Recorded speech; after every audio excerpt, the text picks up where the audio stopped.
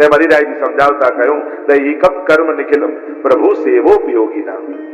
અને એટલા માટે સેવામાં જે પદાર્થો ઉપયોગી છે તેનું રક્ષણ જીવે કરવું અને એ રીતે જ બધી શારીરિક ક્રિયાઓ કરવી. આ જે કાંઈ પણ સાંસારિક પદાર્થો મળ્યા છે એમ માનશો કે મારા માટે છે, તે બધા જ પદાર્થો તમારા બંધન કરનારા થઈ જશે, પતન કરનારા થઈ જશે. પણ જયારે આવો ભાવ આવે કે આ બધું મને ભગવત સેવા માટે મળ્યું છે, આ ઘર છે તો ઠાકોરજીનું છે, આ પરિવાર છે તો ભગવત સેવાના સહાયક લોકો છે, આ ધન મળ્યું છે તો ઠાકોરજી મને એક અવસર આપ્યો છે ભગવત સેવાને એક સત્કર્મ કરવા. અનુકૂળતા ભગવાને કરી આપી તો માનજો કે ભગવાન ઈચ્છે છે કે તમે સત્કર્મ કરો. ઘણા લોકો આમ ભાવ થશે ને પછી કરીશ, ઘણા લોકો એમ વ્યવસ્થા પર ઉભા રહે, બધું ગોઠવાઈ જાય ને પછી ઠાકોરજી પધરાવીશ, પછી બ્રહ્મ સમન લઈશ. પણ જે અનુકૂળતાઓની પ્રતીક્ષામાં બેઠા રહે છે એ ક્યારેય કરી શકતા નથી, પણ જે કરવા લાગે છે એને ઠાકોરજી બધી અનુકૂળતાઓ કરી આપે છે. તમે કેવળ અનુકૂળ સંજોગોની પ્રતીક્ષામાં બેઠા રહેશો ને, તમે કયા દિવસની રાહમાં બેઠા છો કે આખું ગામ ભેગું મળીને એક દિવસ મારા ઘરે આવે અને પછી એમ કહે કે હવે તમે સેવા કરો, અમે તમને કોઈ અમે આવીને ડિસ્ટર્બ તમને નહીં કરીએ, તમે જેમ કહેશો એમ કરીશું, બધું તમને સપોર્ટ કરીશું, હવે સેવા કરો, એવું ગામ ભેગું મળીને ઘરે કહેવા આવે પછી કરશો? વિપરીતતાનો વિચાર કરી જે દિવ્ય લાભ જીવનમાં વૈષ્ણવ તરીકેનો ભગવત સેવાનો મળ્યો છે એનાથી કેમ વંચિત રહો છો? અને સેવા પધરાવાનું કહીએ તો વૈષ્ણવને પહેલો વિચાર શેનો આવે ખબર? પણ સૂતક લાગશે તો. હવે આવું સરસ કાર્ય કરવા જાવ છો એમાં કોઈને મરવાની ક્યાં રાહ જોવે છે? પહેલો વિચાર આપણને આવે, પધરાવીએ તો ખરા પણ સૂતક લાગે તો. હવે જઈને ત્યાં બિરાજે છે, કોઈને વાંધો આવ્યો? જો કોઈને વાંધો નથી આવ્યો તો તમને વાંધો નહીં આવે. તમને એવું લાગે છે કે તમે ઠાકોરજીની વ્યવસ્થા કરવાના છો, પ્રભુ એની વ્યવસ્થા પોતે કરી લેતા હોય છે. પ્રભુ પોતાની વ્યવસ્થા પોતે કરી લે છે. અને એટલા માટે સેવા પધરાવતા આનંદ અને ઉમંગ રાખો, ભય નહીં રાખો. દુકાન ખોલો છો ત્યારે ક્યારે એમ વિચાર કરો છો અરે નવી દુકાન બહુ નહીં ચાલે તો એના કરતા ખોલવી જ નથી? અરે ખોલતા ખોલતા તો કેટલા પ્લાનિંગ કરી લઈએ, હમણાં તો એક ખોલી, પછી બીજા એરિયામાં ખોલીશ, પછી ત્રીજા ગામમાં ખોલીશ, અને બધે મારી બ્રાન્ચો હશે. લોકો લૌકિકમાં આપણે કેટલા આશાવાન હોઈએ છીએ અને અલૌકિક કરવા જઈએ ત્યારે કેટલા નિરાશ થઈને કરીએ છીએ, હતાશ થઈને કરીએ છીએ. નહીં થાય, નહીં થાય, નહીં થાય એનો જ વિચાર. કોઈ માનતું નથી ઘરમાં, પછી કેમ સેવા કરવી? એવું કેમ આશાવાન ન રહીએ કે પ્રભુ પધરાવીશ ને જોજો ને ધીરે ધીરે બધા માનવા લાગશે, ધીરે ધીરે બધાને ભાવ ઠાકોરજી કરશે અને બધા સહાયક થશે. અને એટલા માટે અનુકૂળતાની પ્રતીક્ષામાં બેઠા ન રહેશો, અનુકૂળ સંજોગોની રાહમાં બેઠા રહેશો તો જીવન તો જઈ જ રહ્યું છે, દિવસો તો પસાર થઈ જ રહ્યા છે. અને એટલા માટે કરવા લાગો, પધરાવો, શરૂ કરો, ઠાકોરજી બધું સાચવી લેશે, પ્રભુ જ સાચવનારા છે. અને એટલા માટે અહીંયા કહ્યું કે લૌકિક પદાર્થો કંઈ પણ જે છે એ ભગવત ઉપયોગી આપણને મળ્યા છે, ઠાકોરજી આપ્યા છે. પ્રભુ અનુકૂળતા કરી આપે તો માનો કે પ્રભુ ઈચ્છે છે કે તમે એની ભક્તિ કરો. તમને આંખેથી દેખાય છે તો માનજો મને દેખાઈ રહ્યું છે તો ઠાકોરજી ઈચ્છે છે કે હું એમને જોઉં. મને સંભળાય છે તો માનજો ઠાકોરજી ઈચ્છે છે કે તમે એની કથા સાંભળો. તમે ચાલી ફરી શકો છો તો વિચાર કરજો પ્રભુ ઈચ્છે છે કે તમે એના માટે દોડો, એના કાર્ય માટે કંઈક હું ભાગું. અનુકૂળતાઓ પ્રભુની સૂચના છે, સંકેત છે. પ્રભુએ તમને સમર્થ બનાવ્યા છે તો માનજો કે ભગવાન મારા હાથે સત્કર્મ કરાવવા માંગે છે. મળ્યું છે તો સત્કર્મ કરવાનો અવસર ચૂકવો નહીં.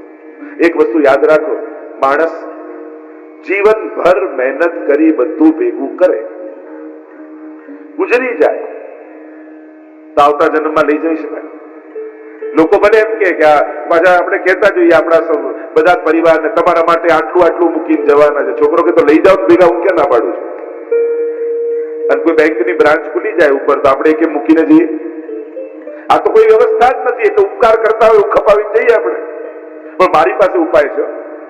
તમે આ જન્મમાં મહેનત કરીને જે બધું ભેગું કર્યું સુખ, એ તમારે આવતા જન્મમાં જો વાપરવું હોય તો મારી પાસે ઉપાય છે.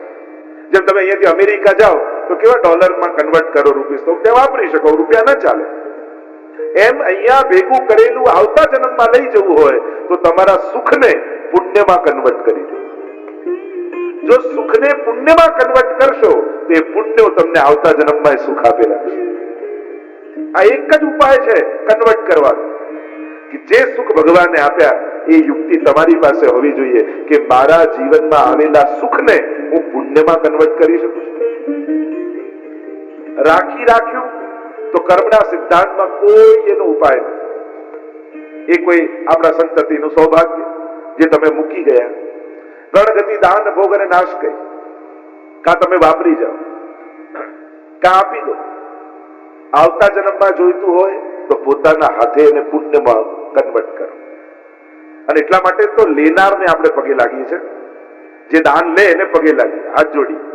એ શેના માટે? એટલા માટે કારણ કે તમે એને વસ્તુ આપી જે એને પણ મૂકીને જવાની છે, પણ એને સ્વીકાર કરી તમને પુણ્ય આપ્યું જે આવતા જન્મમાં તમારે કામ લાગવાનું છે.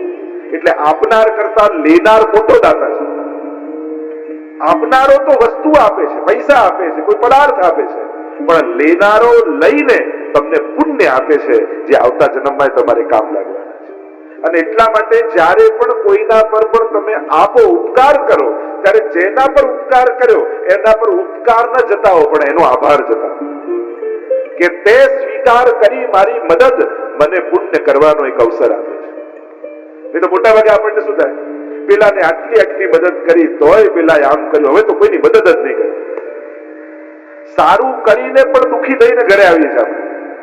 સમજણ સારી નથી રાખતા એટલે સારું કર્યા પછી પણ દુખી થઈને આવીએ કે આને આટલી મદદ કરી તોય આને આમ કર્યું, હવે કોઈની મદદ જ નહીં કરવી. સમજણ બરાબર. અને એક વસ્તુ યાદ રાખો, દરેકના હાથમાં પુણ્યો લખાયેલા હોતા નથી. દરેકના ભાગ્યમાં પુણ્યો કરવા લખાયેલા હોતા નથી. તમારા નસીબમાં પુણ્યો કરવાના હતા એટલે તમે એની મદદ કરી શક્યા, પણ એ બિચારાના ભાગ્યમાં પુણ્ય નતા લખાયેલા એટલે એ તમારી જોડે સારું ન કરી શકે. અને એટલા માટે બિચારો દયનીય છે, બિચારો છે, કારણ કે એના નસીબમાં પુણ્ય કરવાનું લખાયું નથી. એટલે પુણ્ય કરવાનું છોડી ન દેતા, મદદ કરવાનું છોડી ન દેતા, એના પર નફરત કે ગુસ્સો ન કરતા, એ બિચારો દયાને પાત્ર છે. કે જો ને ભગવાને એને અવસર આપ્યો પણ એ મારી જોડે સારું ન કરી શક્યો, એ મને મદદ ન કરી શક્યો, એના નસીબમાં પુણ્યો નથી. અને સૌથી ગરીબ વ્યક્તિ એ છે જેના ભાગ્યમાં પુણ્યો કરવાનું ન લખાયેલું હોય. કારણ કે આંખ બધાને મળે છે પણ દરેક આંખને દર્શન નથી મળતા. કાન બધાને મળે છે, દરેક કાનને કથા નથી મળતી. હાથ બધાને મળે છે પણ દરેક હાથને પુણ્યો નથી લખાયેલા. જો તમારે ભગવાને તમને અવસર આપ્યા છે તો ઠાકોરજીનો આભાર માનજો કે પ્રભુ તે હાથ આપ્યા અને હાથની સાથે પુણ્યો પણ લખીને આપ્યા છે. એ પ્રભુ તારો આભાર છે.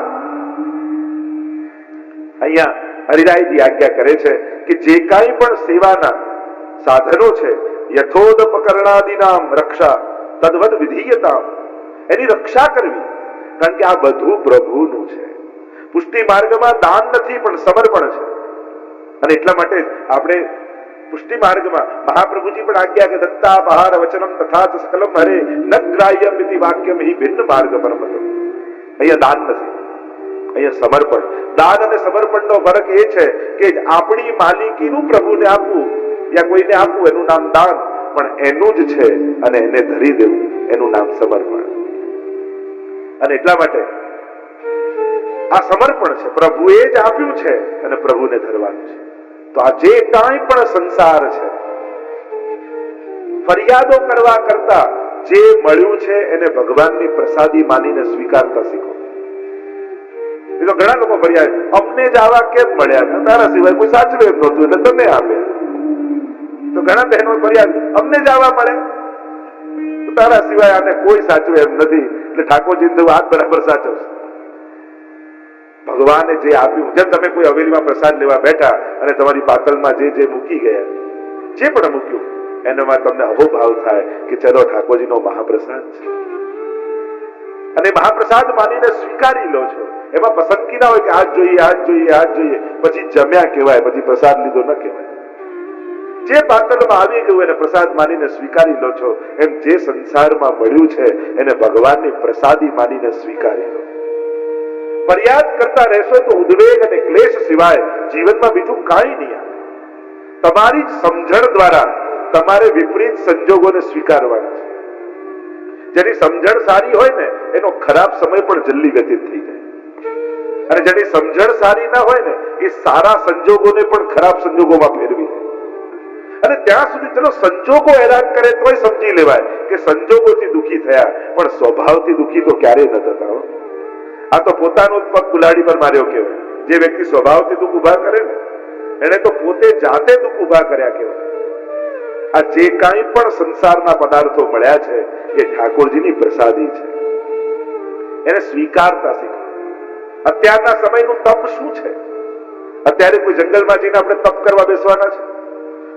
અને કદાચ જાઓ તો ફોરેસ્ટ ડિપાર્ટમેન્ટ વાળા તમને બેસવાય દેવાના જંગલમાં? હવે તો એ પ્રશ્ન છે, ત્યાં તમને કોઈ બેસવા નથી દેવાનું. અત્યારનું તપ શું? ભગવાને જે સંજોગો આપ્યા છે એ સંજોગોને સ્વીકારી સંતોષથી જીવવું, એનું નામ જ તપ છે. જીવનમાં સંતોષ છે. ધારેલું બધું જ થતું નથી, પણ જે થયું છે એને ભગવાનની ઈચ્છા માનીને સ્વીકારતા શીખો. તથૈવ તસ્ય લીલેતિ મત્વા ચિંતામ ધૃતમ ત્યજે. મહાપ્રભુજી એ જ સમજાવે છે, આ પ્રભુની લીલા છે. અને તમારા જીવનમાં જે કાંઈ સુખ દુઃખ આવે છે એ તમે જ કર્મોની કલમ દ્વારા તમારું ભાગ્ય લખેલું છે. ઓહુ ન કાહુ સુખ દુઃખ કરદાતા નિજ કૃત કર્મ ભોગહી સંપ્રાતા. તુલસીદાસજી એટલે જ કહું કે કોઈ કોઈને દુઃખ નથી આપતું, કોઈ કોઈને સુખ નથી આપતું, બધા જ પોતાના કરેલા કર્મો ભોગવે છે. અને એટલા માટે પોતાના દુઃખ માટે ક્યારે કોઈને જવાબદાર નહીં ગણો. વિચાર એમ કરો કે મારા જ કોઈ કર્મો હશે જેથી આને દુઃખ આપવા માટે મારા કર્મોએ પ્રેર્યો છે. હરિરાયજી આજ્ઞા કરે છે, જે કંઈ પણ ઉપકરણો મળ્યા છે એની રક્ષા કરવી, સાધનો મળ્યા છે એની રક્ષા કરવી, અને ભાર્યાદિવી સ્વનુરાગોપી સેવા હેતુ કહેવાય. અને ઘરમાં જે કોઈ પણ લે છે, પતિ હોય તો પત્ની, પત્ની હોય તો પતિ, બાળકો જે કાંઈ પણ છે, આ બધા સેવામાં સહાયક છે એવું માની બધામાં સ્નેહ રાખો, વૈષ્ણવ ભાવથી સ્નેહ રાખો. હરિરાયજી જો આજ્ઞા કરે છે, બહારના વૈષ્ણવની પછી વાત કરશે, સૌથી પહેલા તો ઘરના વૈષ્ણવની વાત કરે. આપણી તકલીફ એ બાકી બધે વૈષ્ણવ દેખાય પણ ઘરના પાંચમા ન દેખાય. સૌથી પહેલા તમારી દ્રષ્ટિ અલૌકિક ઘરના લોકોમાં કરો કે આ પણ ઠાકોરજીએ મને આપેલા વૈષ્ણવ છે, મારે એમનામાં વૈષ્ણવ ભાવ રાખવો છે. અને આવો ભાવ રાખશો તો સંસાર પણ બંધન નહીં થાય, ઘરના લોકો જોડે પણ સત્સંગત થશે. અને એટલા માટે કહ્યું કે ભાર્યાદીમાં પણ ભાવ રાખવો, એ પણ સેવામાં જોડાય એવો વ્યવહાર રાખવો, એમને પ્રોત્સાહિત કરો. તમારા ઘરના બધા જ લોકો ભગવત સેવામાં સન્મુખ થાય એ રીતે એમને જોડવા સેવા, એમ આજ્ઞા કરતા હરિરાયજી આગળ આજ્ઞા કરે. 7મા શ્લોકમાં શ્રી હરિરાયજી આજ્ઞા કરતા કહે, હરિરાયજી આજ્ઞા કરે, વિયોગાનુભવમ કુર્વન સેવા અનવસરે પુનઃ. સેવા કરતી સમય તો ઠાકોરજીમાં આનંદ કરીએ, ઠાકોરજી સન્મુખ બિરાજતા હોય એટલે સેવાનો આનંદ લઈએ, પણ જ્યારે ઠાકોરજીને પોઢાવી દઈએ અને અનવસર સમય હોય ત્યારે હૃદયમાં વિપ્રયોગની ભાવના કરે. કારણ કે સંયોગ અને વિપ્રયોગ આ બંને પક્ષે પ્રભુ બિરાજમાન હૃદયમાં થાય છે. અને એટલા માટે સેવા કરતી સમયે એટલે જ કહેવાય ને કે સેવા જ્યારે કરતા હોય ને ત્યારે બે પ્રકારના પાઠ આપણે ઠાકોરજી આગળ નથી બોલતા. એક જેમાં વિપ્રયોગનું વર્ણન હોય, વિયોગનું વર્ણન હોય, અને બીજું જેમાં ઉપદેશ હોય. એ પાઠ ઠાકોરજી આગળ નથી કરતા. જેમાં ગુણગાન હોય, સ્તુતિ હોય, લીલાનું વર્ણન હોય, એવા પાઠ કીર્તન આદિ પ્રભુ સન્મુખ થાય છે. અને એટલા માટે અમુક જે ઉપદેશાત્મક પાઠ છે, ચિંતા કાપી નકાર્યા, અને ઠાકોરજી કે મને તો નથી થતી પણ તુંય ન કરીશ મારી આગળ, આ ઉપદેશ છે. અને ઉપદેશ ઠાકોરજીને સંભળાવવાના ન હોય, પ્રભુ આગળ તો ગુણગાન કરવાના. અને એટલા માટે આ બે પ્રકારના પાઠ ઠાકોરજીની સન્મુખ આપણે નથી કરતા. તો સેવામાં સંયોગનો આનંદ લઈએ, પણ જ્યારે અનવસર થઈ જાય ત્યારે હૃદયમાં વિપ્રયોગ કરવો. જેમ ગોપીજનો કરતા, ઠાકોરજી જ્યારે પધારે વનમાં અને અહીંયા બધે જ ગોપીઓ ભેગી થાય गोकुल में, ठाकुर जी जब वन में पधार जाते हैं तब गोपियां इकट्ठी होती हैं गोकुल में, ભેગી થાય. ઠાકોરજી દૂરદર્શન અને દૂર શ્રવણ બે શક્તિ આપીને જાય અને વનમાં પ્રભુ જે જે લીલા કરતા હોય એનું અવગાહન ગોપીઓ ભેગી મળીને કરે. જેને વેણુ ગીત, યુગલ ગીત આદિ આપણે કહીએ છીએ કે પ્રભુ જ્યારે વનમાં પધારે ત્યારે ગોપીઓ અહીંયા ભેગી મળીને વેણુ ગીત અને યુગલ ગીત ગાય છે. વનમાં પ્રભુ જે જે લીલા કરે છે એનું સ્મરણ કરે છે ગોપીજનો. એમ વૈષ્ણવે પણ સેવામાં હોઈએ ત્યાં સુધી તો આનંદ કરીએ. ઘણી વાર એમ થાય કે બસ મંદિર બંધ તો વૈષ્ણવતા એ બંધ, મંદિર ખુલ્લું હોય ત્યાં સુધી વૈષ્ણવ ના. મહાપ્રભુ હરિરાયજી આજ્ઞા કરે છે, વૈષ્ણવની સેવા કેવલ પ્રભુની સન્મુખ જ નથી થતી, પણ અનવસરમાં વિપ્રયોગ રૂપે થાય છે. કે બપોરના સમયે બેઠા બેઠા મનમાં ચિંતન થાય કે હમણાં ઠાકોરજી શું કરતા હશે વૃંદાવનમાં, કઈ રીતે ગાયો ચરાવતા હશે, કેવા મનોરથો ગોપીજનો કરતા હશે, એવી લીલાનું ચિંતન કરવું જોઈએ, એમ હરિરાયજી આજ્ઞા કરે. એટલે કે કહેવાનો અર્થ વૈષ્ણવનું મન ઠાકોરજી વગરનું ન રાખવું. કારણ કે જે સમયે તમે ભગવાનને ભૂલો છો એ સમયે કલયુગનો મનમાં પ્રવેશ થઈ જાય છે. અંધારું શું છે? પ્રકાશનો અભાવ જ અંધકાર છે. અંધકાર કોઈ વસ્તુ નથી. જ્યાં પ્રકાશ નથી અંધકાર છે. એમ જ જ્યાં કૃષ્ણનો અભાવ એ જ કલયુગ છે. જ્યાં ભગવાન નથી ત્યાં કલયુગનો પ્રવેશ થઈ જાય છે. અને એટલા માટે ભગવાન વગરનું ચિત્ત રાખશો તો ગમે તેવા દુર્વિચારો મનમાં પ્રવેશ કરી જશે.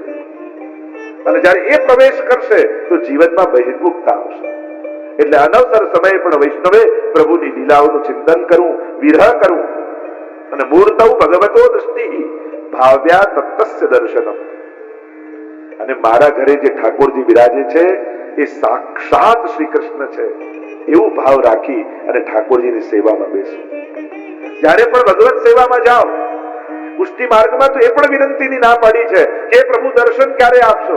તો ઠાકોરજી એમ કે જો આપી રહ્યો છે એ કોણ છે?